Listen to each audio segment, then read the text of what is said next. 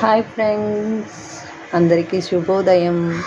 ఇవాళ మా ఇంట్లో బ్రేక్ఫాస్ట్ దోసపిండితో పొంగనాలు అంటే పునుగుల్లాగా అనమాట. దానికి కావాల్సినది దోసపిండి, పచ్చిశనగపప్పు కొంచెం నానబెట్టుకొని ఉంచుకోవాలి ఫ్రెండ్స్, ఉల్లిపాయలు, పచ్చిమిర్చి పేస్ట్. ఈ పేస్ట్లో కొత్తిమీర, పచ్చిమిరపకాయలు, ఉప్పు వేసాను ఫ్రెండ్స్, సరిపడా ఉప్పు.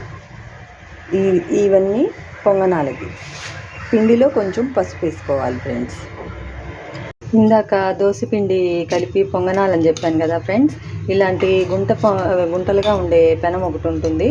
దాంట్లోకి ఈ పిండిని ఇలా కొంచెం కొంచెంగా వేసుకుంటూ ఉండాలి.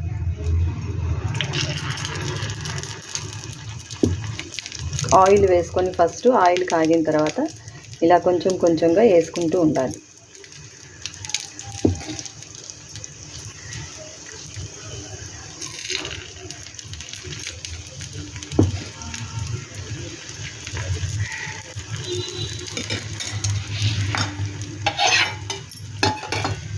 ఇవి వేగిన తర్వాత రెండు వైపులా వేయించుకొని మీకు ఇష్టమైన కాంబినేషన్తో తినేయటమే.